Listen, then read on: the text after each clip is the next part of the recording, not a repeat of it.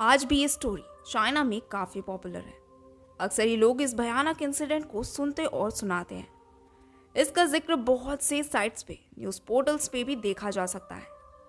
करीब करीब 26 साल बीत चुके हैं इस इंसिडेंट को, पर फिर भी चाइनीज पुलिस इस केस को सॉल्व नहीं कर पाई। चाइना में इस स्टोरी को बहुत से नाम से जाना जाता है, जैसे the bus 375 Beijing, the midnight बस एंड द लास्ट बस टू फ्रेग्रेंट हिल्स। लोगों की जहन में जब भी ये कहानी आती है, अचानक से चेहरे पर से सारी रंगत उड़ जाती है।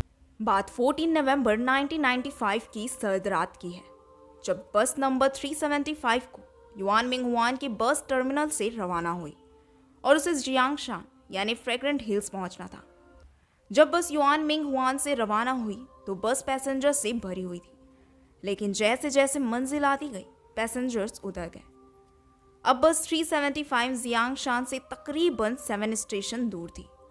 बस अब पूरी तरह से खाली थी, जिसमें सिर्फ अब बस ड्राइवर और लेडी कंडक्टर ही बचे थे। लेकिन फिर भी बस अपनी मंजिल की ओर उसी रफ्तार से हवा को काटते हुए बढ़े जा रही थी। कुछ ही देर में बस एक टर्मिनल पर रुकती है, जहां से एक कपल, एक ओल्ड लेडी और एक लड़का बस में सवार हो जाते हैं। बस में अब 6 लोग सवार थे, 4 पैसेंजर्स और 2 क्रू मेंबर्स। बस फिर चलने लगी और अब मंजिल से सिर्फ 6 स्टेशंस दूर थी। बस में पूरी तरह से सन्नाटे का माहौल था, जहां सिर्फ चलती हवाएं और बस के इंजन के साउंड के अतिरिक्त और कोई भी आवाज ना थी। मंजिल से लगभग 4 स्टेशन पहले ड्राइवर को बस स्टॉप पर 2 लोग खड़े मिलते हैं, जिन्हें वो बस में बैठा लेता है। ये लोग बस के बैक डोर से एंट्री लेते हैं। जब वे बस स्टॉप पे खड़े थे तो वो 2 थे, लेकिन जैसे बस में चढ़े तो वो 3 लोग थे। तीसरा शख्स 2 लोगों के बीच में था और ऐसा लग रहा था कि वे 2 लोग उस तीसरे को सहारा दिए जा रहे थे। इन 3 लोगों ने चाइनीज ट्रेडिशनल ड्रेस पहना हुआ था, जिस वजह से इनका चेहरा विजिबल नहीं था। इन्हें ऐसे अजीबोगरीब ड्रेस में देख एक बार को तो बाकी पैसेंजर्स भी डर जाते हैं। बस में एकदम से डर का माहौल बन गया कि तभी अगला स्टेशन आ गया, जहां बस में बैठे कपल उतर गए। बस फिर से चल पड़ी और अब बस में 5 पैसेंजर्स और 2 क्रू मेंबर्स थे। ओल्ड लेडी बस के बीच वाली सीट पर और उसके सामने लड़का बैठा था, एंड लास्ट सीट्स पर वो 3 स्ट्रेंज पीपल बैठे थे। लेकिन ओल्ड लेडी बार बार पीछे मुड़कर ही उन तीनों को देखे जा रही थी, और जितनी दफा वो उनको देखे उसके चेहरे पे एक डर का साया नजर आए। कुछ देर बाद अचानक से ओल्ड लेडी उठ खड़ी हुई और सामने बैठे लड़के को डांटने लगी कि तुमने मेरा पर्स चुराया है, शराफत से लौटा दो वरना वो पुलिस के पास ले जाएगी। लड़का उसे शफाई पेश करता है कि मैं तो आपके सामने बैठा हूँ, भला मैं कैसे पर्स चोरी करूंगा। लेकिन ओल्ड लेडी नहीं मानती और ड्राइवर को बोलकर वो उस लड़के को लेकर अगले स्टेशन पे उतर जाती है। बस निकल जाती है। अब लड़का ओल्ड लेडी पे गुस्सा करता है कि ये क्या किया आपने, यहाँ पुलिस स्टेशन कहाँ पर है और इस रात के वक्त मुझे अब बस फिर कहाँ मिलेगी। ओल्ड लेडी बात काटते हुए कहती है, यहाँ कोई पुलिस स्टेशन नहीं है और मैंने तुम्हारी जान बचाने के लिए बस से उतारा, ना कि पुलिस स्टेशन ले जाने को। लड़का पूछ पड़ता है क्या हुआ। तब ओल्ड लेडी उसे बताती है कि वो काफ़ी देर से पीछे बैठे उन 3 पैसेंजर्स को देखे जा रही थी, जो दिखने में काफ़ी अजीब लग रहे थे। तभी तेज हवा का झोंका आया, जिससे कपड़े उड़ने लगे, तो मैंने देखा कि उन तीनों में से किसी के भी पैर मौजूद नहीं थे। मुझे लगा मेरा भ्रम होगा, लेकिन गौर से देखने पर मैंने पाया कि सच में किसी के भी पैर नहीं थे। मैं साफ तौर पर समझ गई कि वे कुछ भी हो सकते हैं, पर इंसान तो बिल्कुल भी नहीं।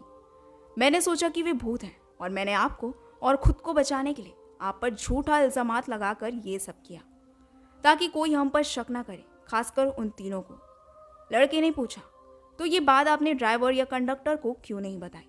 पर ओल्ड लेडी ने बताया कि उसने कंडक्टर से बात की थी, लेकिन उसने मुझे सीरियस नहीं लिया और फिर मेरे पास भी कोई ऑप्शन नहीं बचा था। फिर दोनों मिलकर पास के पुलिस स्टेशन में जाकर सारा इंसिडेंट सुनाते हैं, पर पुलिस FIR फाइल करने के बदले उन्हें घर रवाना कर देती है, ये कहकर कि कुछ एक्शन लेंगे।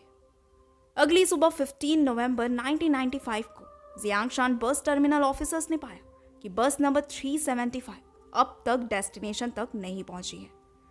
ऑफिसर्स पूछताछ में पाते हैं कि बस को लास्ट टाइम डेस्टिनेशन से 4 स्टेशन पहले देखा गया था। इसके बाद से न बस का, न स्टाफ का और ना ही पैसेंजर्स का कोई मालूमात नहीं है। ऑफिसर्स एफआईआर करने पुलिस स्टेशन पर जा पहुंचते हैं। एफआईआर फाइल होते ही मिसिंग बस की खबर उस पुलिस स्टेशन तक पहुंचती है जहां 14 नवंबर की रात उस ओल्ड लेडी ने कंप्लेंट किया था। पुलिस उस ओल्ड लेडी को बुलाकर फिर पूछताछ शुरू कर दी है, पर अब तक काफी देर हो चुकी थी और अब सारे बीजिंग में मिसिंग बस 375 की खबर आग की तरफ फैल चुकी थी। 16 नवंबर 1995 को उस लेडी ने टीवी पर इंटरव्यू दिया जिसमें उसने एक एक इंसिडेंट को डिटेल में नरेट किया जो 14 नवंबर की रात में घटी थी। 16 नवंबर को ही बस नंबर 375 को एक रिवर से निकाला गया जो वहां से 100 किलोमीटर दूर थी जहां ओल्ड लेडी और वो लड़का उतरे थे। लेकिन बस में 5 डेड बॉडीज भी पाई गई थी। जब बस और डेड बॉडीज की फॉरेंसिक जांच हुई तो पाया गया कि क्रू मेंबर्स की बॉडीज को छोड़कर बाकी उन 3 की बॉडीज बुरी तरह से सड़ चुकी थी। इस इंसिडेंट के बाद मामला सुलझने के बदले कई और सवालात उठ खड़े हुए जो आज तक नहीं मिल सके हैं, जैसे कि केवल 2 दिन हुए थे उन 3 पैसेंजर्स की मौत हुए, लेकिन उनके शरीर इतने सड़े हुए क्यों थे और वो बस किसी बस स्टॉप के कैमरे में क्यों नहीं दिखाई दी। आई होप कि आपको ये वीडियो पसंद आई होगी और वीडियो को एंड तक देखने के लिए आपका बहुत बहुत शुक्रिया।